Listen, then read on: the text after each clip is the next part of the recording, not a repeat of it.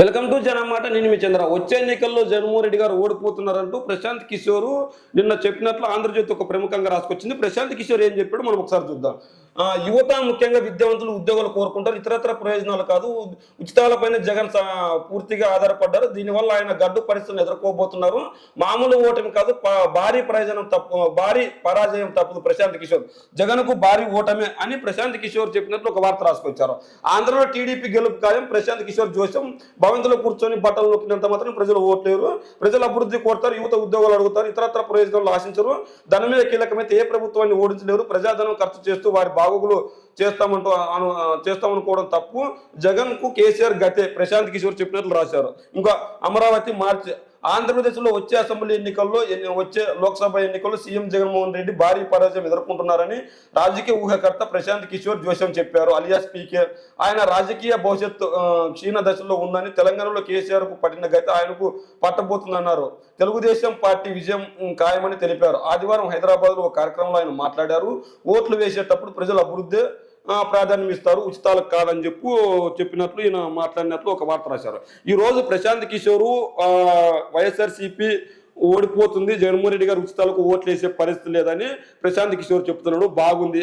మరి ఇదే టీడీపీ, ఇదే జనసేన ఎటువంటి సంక్షేమ పథకాలు ఇచ్చారు? మీకు కనపడదా ప్రశాంత్ కిషోర్ గారు? మరి నిజంగా మీరు అంత ఊహకర్త అయితే ఈ రోజు మీరు పనిచేసిన తెలంగాణలో బీఆర్ఎస్ పార్టీ ఎందుకు ఓడిపోతుంది? మీరు పని చేశారా లేదా? తెలంగాణలో మీరు బీఆర్ఎస్ గెలుస్తుందని చెప్పారా లేదా? మరి మీరు బీఆర్ఎస్ గెలుస్తుందని చెప్పిన తెలంగాణలో మరి ఎందుకు ఓడిపోయింది? మరి ఈ పరిస్థితి ఎందుకు వచ్చింది? ఖచ్చితంగా జగన్మోహన్ రెడ్డి గారు ప్రజాపాలన, సంక్షేమ పాలన అందించారు. మిమ్మల్ని నమ్ముకొని జగన్మోహన్ రెడ్డి గారు పరిపాలన చేయట్లేదు. జగన్మోహన్ రెడ్డి గారికి భయం కనుక ఉంటే ఈ రోజు టీడీపీ, జనసేన పార్టీ పొత్తు పెట్టుకున్న భయం లేకుండా సిద్ధం సభలు పెట్టి 170 గెలుస్తామని కంఠపతంగా చెప్పాడు.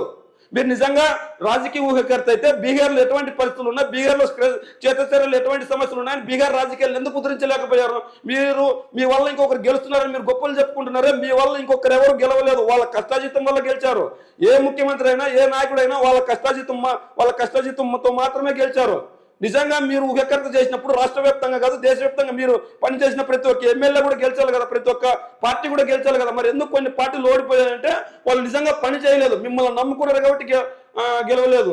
నిజంగా పనిచేసిన నాయకుడు, ప్రజల్లో ఉన్న నాయకుడు ఖచ్చితంగా గెలిచారు. ఈ రోజు జగన్మోహన్ రెడ్డి గారు సంక్షేమ పాలన, అభివృద్ధి పాలన చేస్తుంటే మీకు ఇసుటుగా ఉంది. ఈ రోజు టీడీపీ, జనసేన మిమ్మల్ని ఊహకర్తగా పెట్టుకున్నంత మాత్రం టీడీపీ, జనసేన గెలుస్తుంది అనుకున్నారు. మరి టీడీపీ, జనసేన గెలుస్తుందని మీరు చెప్తున్నారు కదా. మరి టీడీపీ, జనసేన మీరు గెలుస్తుందని చెప్పినప్పుడు మరి ఎందుకు ప్రజా వ్యతిరేకమైన పనులకు వాళ్ళు మద్దతుగా రాలేదు? ఈ రోజు ప్రత్యేక హోదా ఆంధ్రాకు రాలేదు. మరి ఇదే టీడీపీ, జనసేన ఎందుకు ధర్నా చేయలేదు? మరి ఇదే టీడీపీ, జన గత ప్రభుత్వంలో పోలవరాన్ని ఎందుకు పూర్తి చేయలేకపోయింది?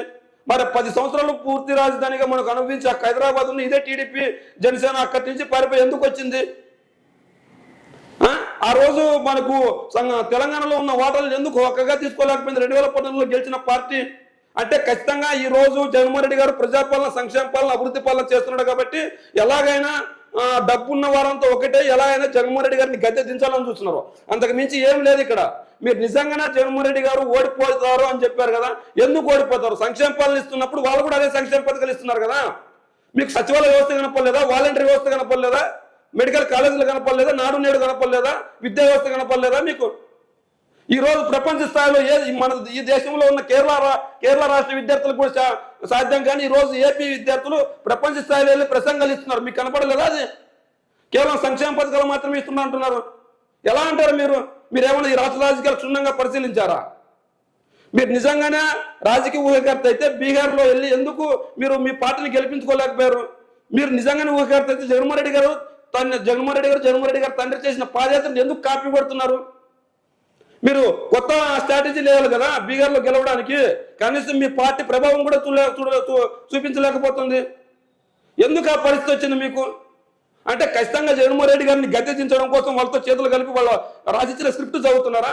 ఇదే విధంగా 2019 ఎన్నికల్లో మన మాజీ ఎంపీ ఒకరు వైఎస్ఆర్ కాంగ్రెస్ పార్టీ ఖచ్చితంగా ఓడిపోతుంది, తెలుగుదేశం పార్టీ గెలవబోతుందని ఒక జోస్యం చెప్పారు. ఏమైంది? ఊహకందని మెజార్టీ వైఎస్ఆర్సీపీకి వచ్చింది. ఏ ఒక్కరు ఊహించలు 151 సీట్లు వస్తాయని. ఎందుకంటే ఆ రోజు తెలుగుదేశం పార్టీ అంత రాక్షస పాలన చేసింది. ఆ రాక్షస పాలనను గద్దె దించాలని జగన్మోహన్ రెడ్డి గారు పాదయాత్ర చేసి ప్రజా సమస్యలపై పోరాడి ప్రజలందరినీ ఒకటి చేసి ఓట్లన్నీ లబ్ధి చేకూర్చుకు ఓట్లందరినీ ఓటర్లందరినీ ఒక దగ్గరికి తీసుకొని వచ్చి 151 ఎమ్మెల్యేలను గెలిపించుకోగలిగాడు జగన్మోహన్ రెడ్డి. ఆ పరిస్థితి టీడీపీ పార్టీకి ఎందుకు పట్టింది గతి? అంటే ఆ రోజు మంచి పరిపాలన అందించిందని తెలుగుదేశాన్ని మళ్ళా కోరుకుంటున్నారా? ఈ రాష్ట్రంలో మీరు బీహార్ రాజకీయాలను ఉద్ధరిస్తారని బీహార్లో రాజకీయాలు చేస్తున్నారు కదా, ఎంతవరకు ఉద్ధరించారు? మరి ఎందుకు అక్కడ బీహార్ ప్రజల మనసును గెలుచుకోలేకపోయారు?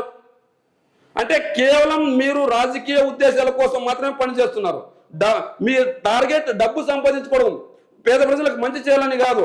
మీరు ఒక మీరు పనిచేసినప్పుడు 2-3 రాష్ట్రాల్లో ఏదో గెలిచేసినంత మాత్రాన మీరు ప్రజానాయకుడు, రాజకీయ నాయకుడు, ఊహకర్త అనుకుని అన్ని రాష్ట్రాల్లో పనిచేసి మరి అన్ని రాష్ట్రాల్లో ఉన్న కాంగ్రెస్ పార్టీని 2019లో ఎందుకు అధికారంలోకి తీసుకుని రాలేకపోయావు? కాంగ్రెస్ పార్టీ కొన్ని చోట్ల పనిచేసావు కదా నువ్వు, మరి అదే కాంగ్రెస్ పార్టీకి ఎందుకు గెలిపించలేకపోయావు? ఖచ్చితంగా ఇక్కడ ప్రజలు కోరుకునేది పనిచేసే నాయకుడిని.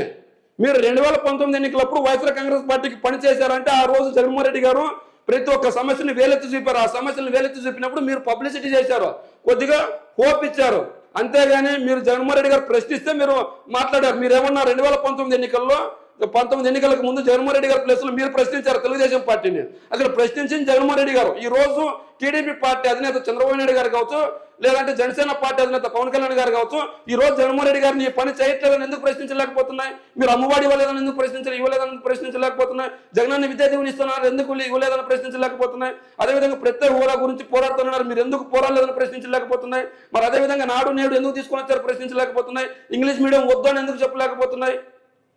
ఆసరా ఎందుకు వద్దని చెప్పలేకపోతున్నాయి? వాహన మిత్ర ఎందుకు వద్దని చెప్పలేకపోతున్నాయి? కాపు నేస్తం ఎందుకు వద్దని చెప్పలేకపోతున్నాయి? సచివాలయ వ్యవస్థ ఎందుకు వద్దని చెప్పలేకపోతున్నాయి? విలేజ్ క్లినిక్లు ఎందుకు వద్దని చెప్పలేకపోతున్నాయి? రైతు భరోసా కేంద్రాలు వద్దని ఎందుకు చెప్పలేకపోతున్నాయి? అదేవిధంగా మనకి ఈరోజు మెడికల్ కాలేజీలు తీసుకొని వచ్చింది. ఈరోజు రోడ్లు అరకొర బాగాలేనంత మాత్రం జగన్మోహన్ రెడ్డి గారి ప్రభుత్వాన్ని బాగలేదు, ఖచ్చితంగా దిగిపోతారని చెప్తున్నారే. మీరు ఎక్కడైనా పని చేశారా? మీరు 2019 ఎన్నికల తర్వాత జగన్మోహన్ రెడ్డి గారు గెలిచిన తర్వాత ఈ రాష్ట్రంలోనే పర్యటించలేదు. మీరు బీహార్లో రాజకీయాలు చేసుకున్నారు, ఇతర రాష్ట్రాల్లో మీ స్ట్రాటజీని ముందుకు తీసుకెళ్లారు. మరి అలాంటప్పుడు మీరు ఎలా చెప్తారు ఆంధ్ర రాజకీయాల గురించి?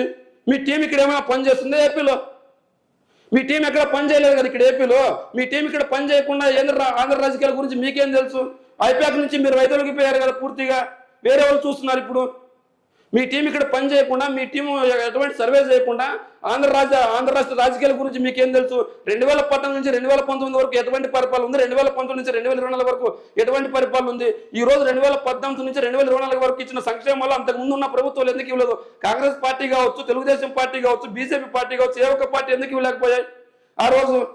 మరి ఈ రోజు దేశవ్యాప్తంగా కాదు, ప్రపంచవ్యాప్తంగా కరోనా టైంలో అందరూ ఇబ్బంది పడితే ఈ వాలంటీర్ వ్యవస్థ, ఈ సచివాలయ వ్యవస్థ కదా సాయం చేసింది, ఆంధ్ర రాష్ట్రాన్ని నెంబర్ 1 నిలిపింది. ఈ రోజు విద్యలో ఎప్పుడు కేరళ రాష్ట్రం పేరు వినపడుతుంటే ఈ రోజు ఆంధ్ర రాష్ట్రం పేరు వినపడుతుంది. దాని ఘనత ఎవరు? ఇది అభివృద్ధి కాదా? ఆ పిల్లలు చదువుకుంటే రేపు పొద్దున ఉద్యోగాల ద్వారా వచ్చే ట్యాక్స్ మన రాష్ట్రానికి రాదా? అంటే ప్రశాంత్ కిషోర్ చెప్పిందే వేదం అనుకుంటున్నాడు. అంటే టీడీపీ జనసేన ఒక ఊహంతో ముందుకెళ్తుంది. ఏ విధంగా అంటే 2019 ఎన్నికల ముందు మన ఎన్నికల ఊహకర్త మన ఏపీలో ఒకరు ఉండేవారు, ఆయన లగడపాటి రాజగోపాల్ గారు ఏం చెప్పారు? ఖచ్చితంగా 2019 ఎన్నికల్లో టీడీపీ గెలవబోతుందని జోషన్ చెప్పారు. అది కూడా 125 సీట్ల నుంచి 140 సీట్లతో టీడీపీ పార్టీ అధికారంలోకి రాబోతుందని చెప్పింది. మరి లగడపాటి రాజగోపాల్ వ్యక్తిని ఎందుకు తీసుకొని వచ్చారంటే 2014 ఎన్నికల్లో కోసం అంతకు ముందు తన సర్వేల్లో తేలింది ఏంటంటే తన సర్వేలను బట్టి ఖచ్చితంగా నిజమయ్యా అని చెప్పేసి తెలుగు రాష్ట్రంలో మంచి పట్టున్న వ్యక్తి, ఈ వ్యక్తి చెప్తే ప్రజలు నమ్మే పరిస్థితి అని చెప్పేసి ఆ వ్యక్తితో చెప్పించే ప్రయత్నం చేశారు వీళ్ళు లగడపాటి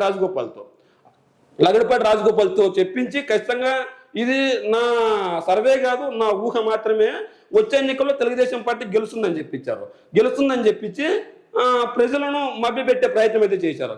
అయితే తెలుగుదేశం పార్టీ గెలిచే పరిస్థితి లేక కనీసం చాలా చోట్ల బలమైన నియోజకవర్గాలు అంటే కంచుకోటలు లాంటివి 20-25 సంవత్సరాలు పరిపాలన చేశారు. అలాంటి నియోజకవర్గాల్లో సైతం తెలుగుదేశం పార్టీ ఓడిపోయే పరిస్థితి వచ్చింది. ఎందుకంటే జగన్మోహన్ రెడ్డి గారు ప్రజల్లోకి అంతగా చొచ్చుకెళ్లారు. అంటే జగన్మోహన్ రెడ్డి గారు ప్రజల్లోకి అంతగా చొచ్చుకెళ్లి మీకు చేస్తానని మాట ఇచ్చారు. ఆ మాట ఇచ్చి ఇప్పుడు నిలబెట్టుకున్నారు. ఈ నిలబెట్టుకున్న మాటలను ఎలాగైనా అబద్ధం చేయాలని చెప్పేసి ఈ రోజు మళ్ళీ లగడపాటి రాజగోపాల్ గారిని తీసుకొని వస్తే తెరపైకి నమ్మే పరిస్థితి లేదు. ఇలాంటి ప్రశాంత్ కిషోర్ లాంటి వ్యక్తులను తీసుకొని వస్తే ప్రజలు నమ్మే పరిస్థితి అనుకున్నారు. మరి ఇలాంటి ప్రశాంత్ కిషోర్ చెప్తే ప్రజలు ఓట్లేరు, ప్రశాంత్ కిషోర్ వల్ల రాలేదు ఏమీ లేదు బూడిద తప్ప. ప్రశాంత్ కిషోర్ వచ్చినా, పవన్ కళ్యాణ్ వచ్చినా, ఇంకోరు వచ్చినా జగన్మోహన్ రెడ్డి గారు ఒకటే నమ్మారు, ప్రజలకు మంచి చేస్తేనే నాకు ఓటు వేయండి, మంచి చేయకపోతే నాకు ఓటు వేయొద్దు అని చెప్పిన ఈ వీరుడు దూరుడు సూర్యుడు ఒక్క జగన్మోహన్ రెడ్డి గారు మాత్రమే. ఆ మాట మీరు పనిచేసిన ఇతర పార్టీలతో ఎందుకు కనిపించలేదు? అంటే జగన్మోహన్ రెడ్డి గారు సంక్షేమ పాలనతో పాటు అభివృద్ధి పాలన కూడా చేశాడు, కానీ అది కనిపించట్లేదు. అది కనిపించకపోవడం దురదృష్టకరం. ఈ రోజు విద్యకు అంత పెద్దపీట ఎందుకు? మరి ఈరోజు బైజూస్తో కావచ్చు, ఇంగ్లీష్ మీడియం కావచ్చు, లేదంటే నాడు నేడుల్లో వసతులు కావచ్చు, లేదంటే ఆహారం కావచ్చు, ఇలా పేద విద్యార్థులకు ఎన్నో చేస్తున్నాడు జగన్మోహన్ రెడ్డి గారు. ఆ చేసినవన్నీ కప్పిపెట్టాలనే ప్రయత్నం చేస్తున్నారు తప్ప అందుకు మించి లేదు. ఉచితాలు మాత్రమే ఇస్తున్నాడు జగన్మోహన్ రెడ్డి గారు అని చెప్తున్నారు. మరి సచివాలయ వ్యవస్థ ఎవరు తీసుకొచ్చారు? ప్రశాంత్ కిషోర్ గారు. మెడికల్ కాలేజీలు ఎవరు తీసుకొని వచ్చారు? ఫ్లైఓవర్లు ఎవరు కట్టారు? జగన్మోహన్ రెడ్డి గారు కదా. విలేజ్ క్లినిక్లు ఎవరు తీసుకొని వచ్చారు? రైతు భరోసా కేంద్రాలు ఎవరు తీసుకొని వచ్చారు? ఇవన్నీ కనిపించవా? బటన్ నొక్కాడా ఊరికే? నువ్వు చూసావా? బటన్ నొక్కింది మాత్రమే. ఏపీలోకి వచ్చి తిరిగి ఒకసారి రాజకీయాలు ఎందుకు తెలుస్తాయి? నువ్వు 2019కి ముందు ఉన్న రాజకీయాలు ఉన్నాయేమనుకున్నావు ఇక్కడ ఏపీలో. ఆ రాజకీయాలు వేరు, ఈ రాజకీయాలు వేరు, ఆ పనులు వేరు, ఈ పనులు వేరు, ఆ అభివృద్ధి వేరు, ఈ అభివృద్ధి వేరు. అప్పుడు మనం ఉండేది, ఇప్పుడు నాడు నేడు ఉంది. అప్పుడు మీ ఇంటికేమో ఉండేది, ఇప్పుడు సచివాలయ వ్యవస్థ ఉంది. అప్పుడు దోమలపై దండయాత్ర ఉండేది, ఇప్పుడు ఆరోగ్యశ్రీ ఉంది. అప్పుడు దోచుకోవడం ఉండేది, ఇప్పుడు పేద ప్రజలకు పంచడం ఉంది. మరి ఇదే బడ్జెట్ని ఆ రోజు ఎందుకు ఇంత పెద్ద ఎత్తున అభివృద్ధి చేస్తూ సంక్షేమ పథకాలు ఇవ్వలేదు? మరి అదే బడ్జెట్ను జగన్మోహన్ రెడ్డి గారు ఎలా ఇవ్వగలుగుతున్నారు ఈరోజు?